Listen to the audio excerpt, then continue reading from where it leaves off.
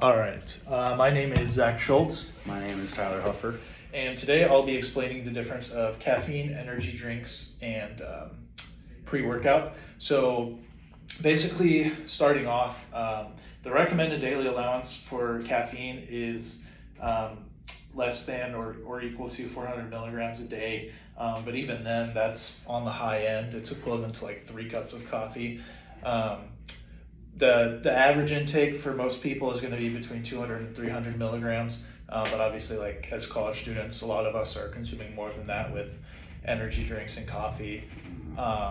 But yes, so to break it down, basically you have caffeine, energy drinks, and pre-workout. So caffeine itself it's an ergogenic aid, so it's not a bad thing. I think it gets a bad rap a lot of times because of the source that it comes in. A lot of times it's in like energy drinks that are, they're gonna have a lot of sugar, a lot of bad ingredients mixed in there with the caffeine, and that's why it gets a bad rap a lot of times. Obviously, coffee as well. You get the creamers, the sugar, all the additives.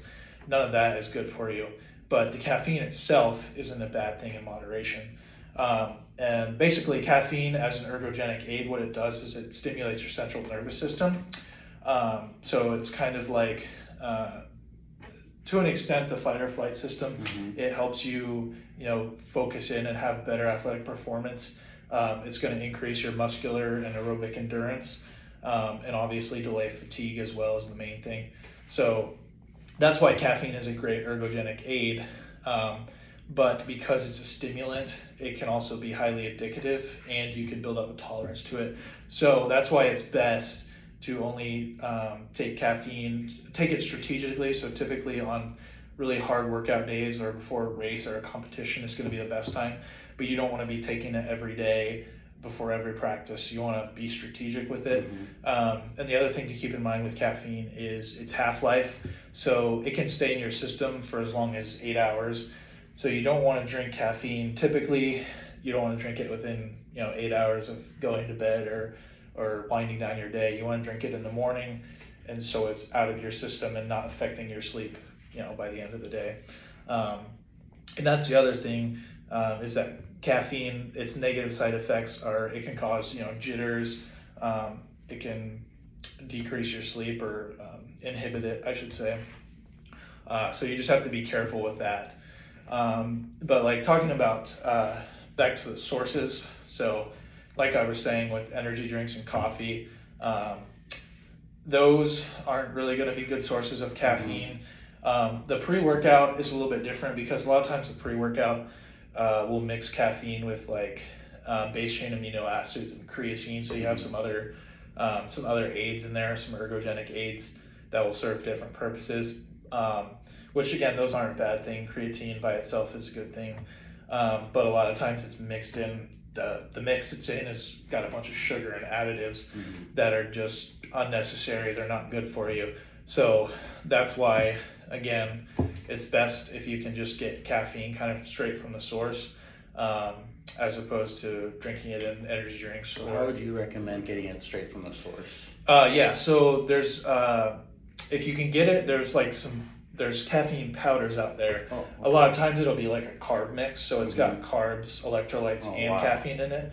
But those are going to be a lot better for you because it's a powder, so you can mix it just in your water, or Gatorade if you're drinking something like that. But yeah, ideally you just mix it in water so that one, you're still getting the electrolytes in your water, so you're not going to get dehydrated, but also you're not getting those unnecessary additives that can cause jitters and crashes and things like that. Okay. So that's the best way is if you can get it in powder form and mix it, or if it's like a carb gel with caffeine, those are great as well. So you also said that in the pre-workouts there's creatine, and that is also a big helpful one. Does that coincide with caffeine? Like, would you mix those together more?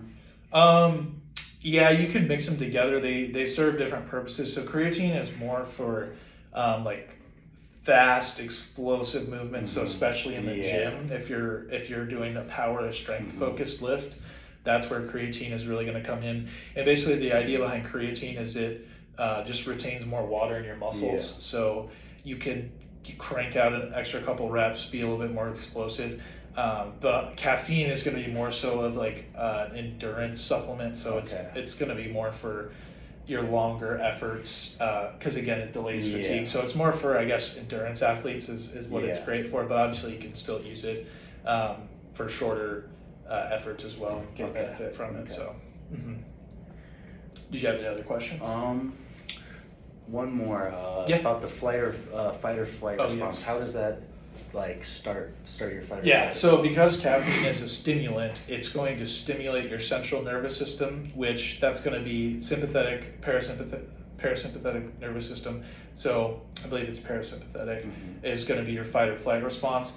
And when you're in fight or flight response, obviously, you're like more attentive. You're like, Focus. yeah, you're very focused. You're attentive. Like you notice everything that's going on around you. So that's the way in which it kind of stimulates that central nervous system, which obviously you don't want to overstimulate it. That's a bad thing, which is why you don't want to consume over 400 milligrams of caffeine a day, and even then that's quite a bit. Yeah. But yeah, having a moderate level of stimulation is going to be great for athletic performance, because you're going to have quicker reaction time, and it'll delay that fatigue for you.